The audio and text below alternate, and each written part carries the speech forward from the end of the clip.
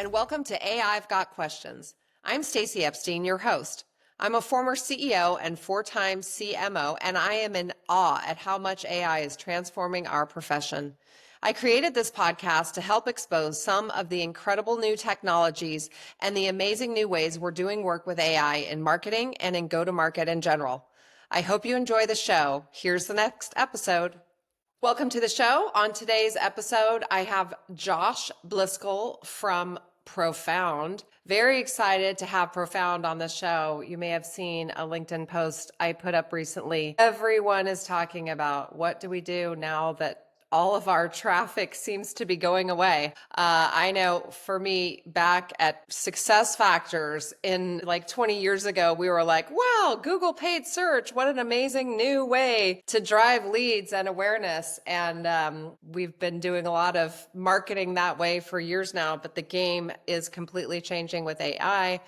I was talking to a potential client last week who was saying their leads from paid search are down 40%. And we all know why, right? And I think that's why Profound is in existence, but I'm going to let Josh explain it much better than I ever will and educate us on something that we're all looking to get educated on. So let's start by getting to know you, Josh. Why don't you introduce yourself and tell us a little bit about you? Yeah, thanks for having me. Profound, the relationship that I've had with the company is from some of the earliest days. Like I was there as the second hire, so I joined in late September. We came out of stealth in August for context. So, the mission has always been to help people understand how answer engines like ChatGPT, Perplexity, Google AI overviews perceive, recommend, mention their brand products or services, take action on those things, and like defensively build a moat in AI search. So what I do in my capacity here at Profound is I am the resident like AI strategy and researcher, kind of the resident AI strategist, if you will. That's my technical title. I meet with all of our customers, inform them on the best ways to keep winning in the space, new and evolving trends. So I'm right on the front lines with some of the most exciting stuff right now in AI search, all the cool little trends, the little tidbits, secrets, all the fun stuff. So awesome. How fun for you. I mean, this is definitely, in my opinion, the most fundamental change that marketers are facing with AI. So, but tell us about you. How did you're an AI strategist at one of the hottest Yes. companies in the Valley right now. Tell us a little bit about yourself. What were you doing before? Yeah, I actually my start was with SEO. I wasn't always sold on the value of SEO. I was a little bit hesitant to jump into it as a profession, but nevertheless, I had my internship at HubSpot in SEO and fell in love with it as a space. Like when they told me you're going to be doing SEO, I was like, oh my God, what is SEO? What is all of this? It seems really technical and like, do we really need to be optimizing websites for people to click on things? I thought we like wrote content. It was a very naive approach. The world is extremely deep in that regard.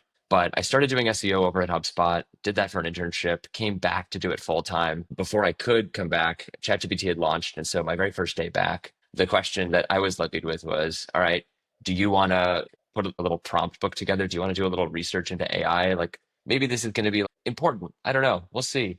Lo and behold, it was important. It was huge. It kind of defined business in 2022. It kept going crazy in 2023 and 2024. But I transitioned from my role as an SEO at HubSpot to being like an AI strategist. And in that capacity, I was one of the people who, along with an incredible team, built and kind of prototyped HubSpot's AI search tool, AI Search Grader. So that was me getting an entry into the space, realizing, okay, wow, these answer engines are important. The way your brand shows up is important. Someone needs to be thinking about and controlling those things. How can brands start to stay ahead? How can they have the information they need to succeed? When I saw Dylan and James, our two co-founders, starting this company, they had a great piece in the New York Times. I couldn't keep away. I knew I had to join. I jumped on an opportunity, emailed them, said, all right, there's 20 people in the world probably thinking about AI search. I'm one of them. We should be chatting. We should be talking.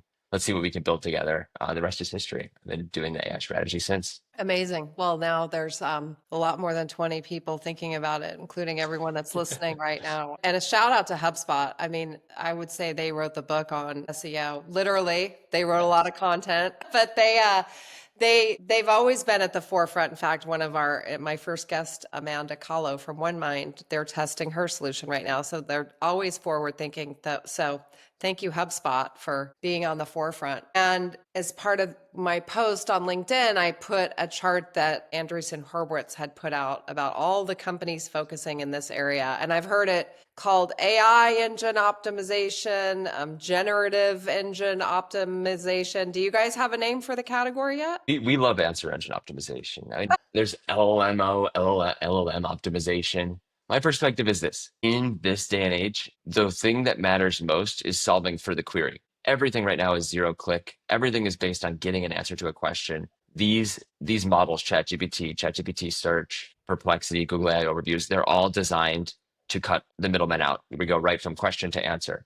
And so if you want to win in these engines that provide answers, got to do answer engine optimization. GEO is great. Like also, I'm also using my SEO brain here. Like GEO, if I Google GEO, it's not relevant. It's like it maps. It's like, Yeah. maps, charts, like the globe. I'm like, great. All right. That's kind of rough. AIO, AI optimization, that sounds like we're training the models. I'm like, that's just too big. Yeah, there's people doing actual AI optimization over at OpenAI, building the things, GPT-5 and all the crazy stuff I'm sure they have in the works. But answer engine optimization feels right. It feels like a great middle place. It feels ownable by the space. It feels like something that resonates with exactly what we're doing. It also kind of neatly parallels like SEO, AEO, SEO, answer to search, search to answers. Yeah, I it's am it's sold. huge debate.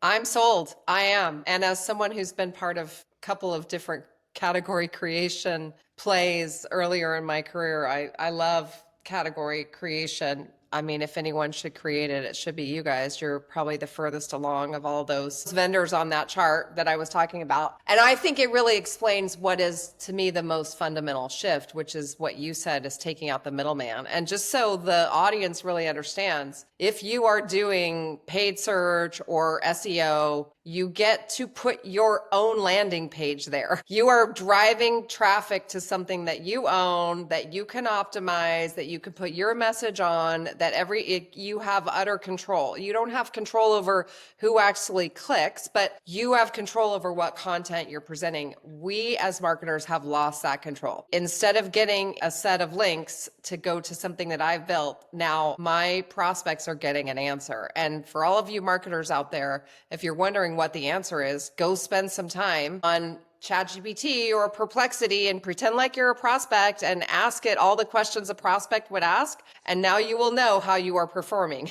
It's the ultimate immediate way to understand how your marketing's working. And it is a big shift and we've lost a lot of control. And as marketers, it's scary and frustrating. And a lot of us just don't know what to do. So tell us, how do we do it? How do we influence what gets returned to a prospect when they're doing a search for a solution in our category? It's a great question. There's so many levels to this answer. If I'm gonna distill it down to like just like pure like 3 words of wisdom that are like the heuristic, it is high utility content. That is what is winning right now at the philosophical level.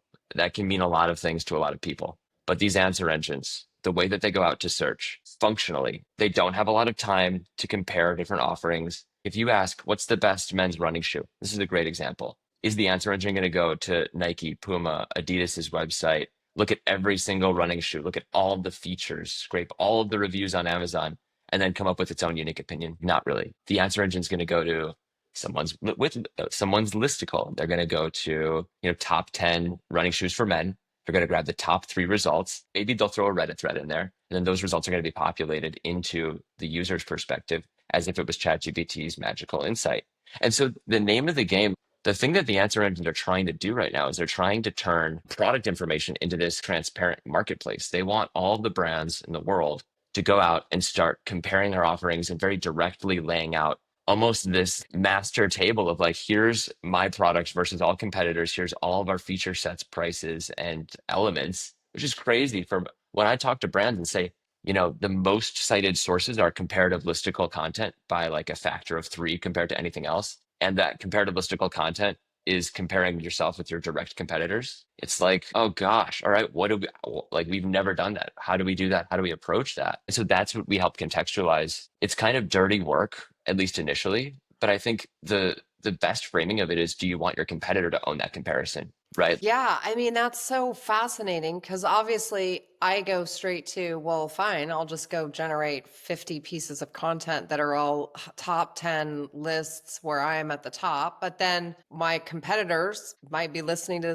to this podcast too, and they're going to go do the same thing. And now we've just flooded the web with all these listicles that are our own opinions. Like, where does this all go? That's sort of depressing. It's a great perspective too, because it does seem like that, but I think the reality of the situation is that high EEAT, high value content for everyone who's not like super tuned into SEO. EEAT is experience, expertise, authoritativeness, and trust. So it's Google's kind of qualitative content ranking factor. So content that genuinely offers real value to users still reigns supreme. There are technical reasons for that. I can give one. For you to get found in ChatGPT, you have to be indexed and indexed well in Bing search. So you still have to play nice with the search engines. You can't just spam out a bunch of crap content and hope that your pages are going to rank. You still have to create great content. But what we do at Profound is we frame, okay, this is exactly, your competitors are comparing 15 or more different pieces. They're using 7 or 8 different dimensions. A detailed price is one of those dimensions. And we can get very specific into the exact comparison or exact kind of marketplace that companies should offer. And of course, when you're doing it on the brand side, you're going to specifically feature your brand. There's nothing wrong with that, actually. ChatGPT actually prefers that. I mean, to us, it's kind of unbelievable, but what ChatGPT is looking for is the ability to view an industry on one web page. If you do that and you position your brand well, the trade-off for ChatGPT is that, fine, I see this well-positioned brand, but I can't deny that this web page is so valuable that I'm going to overwhelmingly still use it in answers. I think in the long run, the manifestation of how this exists in the world economy and the information sphere and all that stuff, I think this is going to push us towards kind of a two level highway system. That there should be a level of the internet that is beautiful and is human centric and is just like really cool, artful websites. Like personally, me, I'm actually sad to see how many SEO highly optimized websites there are because they all look Totally. so similar. The Yeah. nodes, the modules, it's all laid out very similarly. I want to go back to the age when websites were very like beautiful, non necessarily utilitarian, almost like art experiences, design experiences. I think that should be the future. And I think below that should live all that structural data and information for these models to grab, and the models will do it autonomously. They'll decide to go on the on-ramp of that internet and they'll surf through it. They'll take the on-ramps and off-ramps that they need, which will take them to the sites they need and get the information they need. But for the users, it changes the way that UX can function. It lifts a lot of weight off of the designers in terms of having to have these websites that look so similar. So I think we can kind of lean into that and realize that I think structured data and detailed, comprehensive structured data, like taking stock of your business and making sure that you can structure what you do and making sure that you can put that into text and make it discoverable by an LLM is a great kind of forcing function for businesses right now. It's a really strong thing that you can do to try to create this topographical, like, what do we do here? How do we differentiate? How do we talk about ourselves so that these independent models can basically get a ground truth from us? It's exciting, frankly. Yeah, I mean, I love it. It's a very optimistic view of where we as marketers can take our website and content generation. Tell me about an engagement, like as if I'm a potential customer for Profound. How does Profound help me get there and get off the drug of Google paid search and get onto this more modern generative search world we're in? Yeah, of course. One of my favorite success stories is our case study with Ramp. So Ramp's a fintech based out here in New York with us. The interesting thing about the Ramp story is it's the perfect manifestation of very specialized, comprehensive, high utility content applied over time to incredible effect. So Ramp came to us. They wanted to improve their visibility for accounts payable. And what they noticed immediately was that there was this gap in the citation ecosystem where a lot of the top cited pages were general. Like there's like, here's the top 10 accounts payable solutions. And by the way, I'm going to talk a lot about listicles here.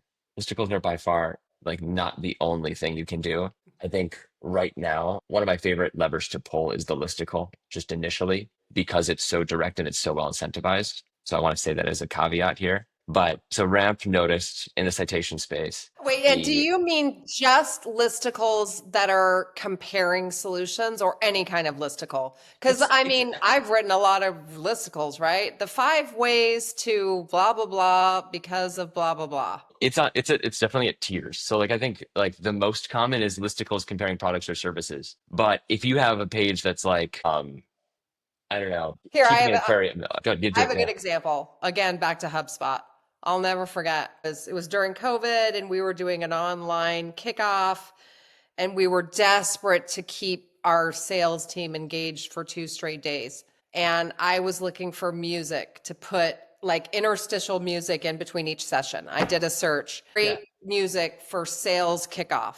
And what did I get? I got an article from HubSpot that was literally called Great Songs for Sales Kickoffs. And I just sat back in awe and thought, they know me. I'm a CMO. I know they're just churning out content left and right, but they got me. And I clicked and I read it. And so that would be a listicle that is like not comparing, it's not even talking about their product, but they got me into their system. Exactly. And that's exactly the way to win. I mean, so you take something that's not structured, like a non-structured version of that listicle versus something that's structured like top songs, top music, how to do it, all that in a structured format, the answer engine is going to eat up the structured format the entire time. And so there's things about that. So when you visit, if you're an answer engine and you visit a page, if that page is JavaScript rendered, so if it's got a lot of different scripts and things on it, that page is going to be more or less invisible.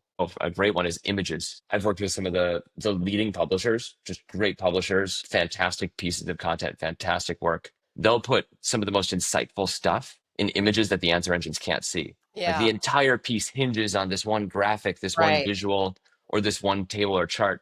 And it's a picture, and that's okay. But what you have to realize is that when that answer engine scrapes that page, inevitably it's going to see paragraph, paragraph, gap, paragraph, paragraph, paragraph, and it's never going to see that picture. There's things with Reddit as well. So I don't know if some of your listeners are like very eagle-eyed in the space. They know that OpenAI and Reddit just struck a partnership. We saw Reddit citations increase by 436% over the last week. So Oh, Reddit accounted for right around 1.1% of sources on ChatGPT. It's now up to 5.9% of all sources. Second most cited source, period, in ChatGPT, second only to Wikipedia. So now Reddit is this huge megalith basically in AI search and specifically ChatGPT, which wasn't the case before. Let me do do we this. all need to go to Reddit now and start threads in Reddit about our products? So it's really interesting with Reddit. Reddit is a game of making sure that your company is present in the top cited or top influential threads. This is something that's evolving right now. We have a customer in the cloud computing industry.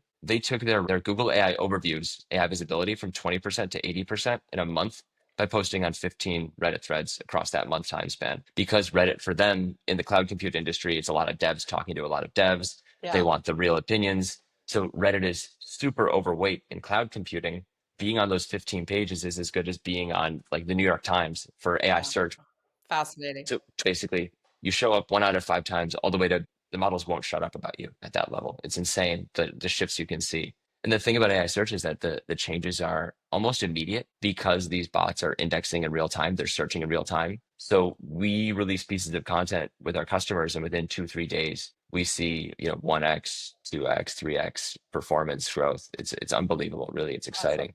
So I wanted to wrap up on the ramp thing. Basically, what they did, super targeted. They noticed there were two listicles that were basically missing. They had great top 10 accounts payable. They created top 10 accounts payable for small businesses, for enterprises, basically two different pillar pages. They absorbed a ton of specialized content around the business areas based on size, which wasn't thought of within that citation space. They 7x their visibility. They also 7x their citation share. That's the short of it. It's looking for those hyper specialized pages and saying, people are probably going to be searching this. Let's create the definitive piece of content on that exact pillar. And we're going to own it in AI search, and we're going to inspire that piece based on what all the top cited pieces of content are doing. So if they're comparing 10 different things, we're going to compare 10 different things, but we're going to frame it in a way that lets us use the gap to its full potential.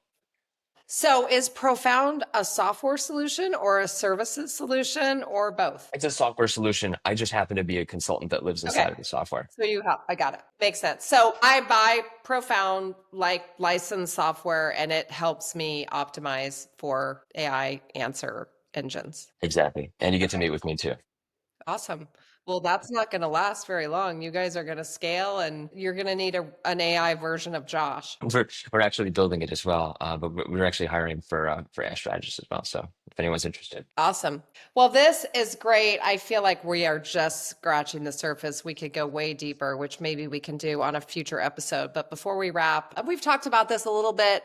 5, 10 years from now, what is this all going to look like? Oh my gosh. Oh my gosh. All right. All right. Hang on. I'm That's gonna too do this in long, a few huh? What minutes. about 6 months from now? I think in the future, I think pay attention to that information highway thing. There's going to be this world where these agents are just going to need access to information faster than we can provide it in the traditional web infrastructure side of things. I also think like if we're thinking about things you can do right now to stay ahead and be on the frontier, having an llms.txt file, people always ask, is it real? Is it getting picked up? Is it important? I think the prerogative right now is that it's a great thing to do, at least in the medium term. What it basically does is it is like a road marker saying, hey, my website's here. This is what's on my website. This is the structured details about my business, about my pages, about where to find those pages, and about what you could take away from each of those pages in a way that just the sitemap or the robots.txt or the HTML code doesn't have the liberty to do. Like you can't explain why your board certified Harvard pediatrician on your listicle is a really awesome perspective, but you can do that in the lms.txt and say, Dr. Jenna Marfa is like board certified. She's been practicing. She's got 3 books out. And this perspective is one of our best at our company. You could write that in the lms.txt and start to prioritize that piece of content. I think long term, I think we're going to start to see answer engine interactions take place. Like I want to be able to order a birthday cake from my SUV. I want to be able to say, hey, Siri, go organize a birthday party, invite everyone to it. Get the cake here on June 13th at 10 a.m. The cake should be pink and green, and it should be a chocolate cake. And make sure that it doesn't contain nuts. And then invite everyone in Sarah's classroom. Boom. That should be done. That should be handled. The searches should be completed. And then the result is real world things, real world actions that take place. And all of that should run like I want ChatGPT on the Apple Watch. I want all those different experiences to get much more lightweight and much more accessible. And I think the model makers, if you want some insight into what OpenAI is thinking, I think there's a world where the LLMs, like the ChatGPTs of the world, actually they get dumber. Their only job is to model the language. Their job is literally to present the English words of all the searches and stuff that they're doing. The search infrastructure will bifurcate from the model so that it's just this actual large language model that is just there to interface with you. And then all of the tasks, all of the stuff, all of the intelligent things will live in other systems that it's connected to. And the LLM will kind of reclaim its purpose. Because I think there's this moment where ChatGPT came out and everyone realized they're like, oh, is this just like an infinite knowledge machine? No, it shouldn't be. It was relied on like that. But there's a more pure world where it does its job, the searches do their job, and then we can basically continue to scale this thing out and create this incredible world of agents and infrastructure. Yeah. It's a lot of fun. Kind of It's all crazy though. fun and fascinating. I'm so excited to be alive right now and be part of it. Josh, thank you so much for Thank you. educating all of us. I learned a lot. I know my listeners did too. How can they find Profound? Absolutely. Tryprofound.com. Please reach out. We have just launched our self-service. Book a demo, learn Nice. about it.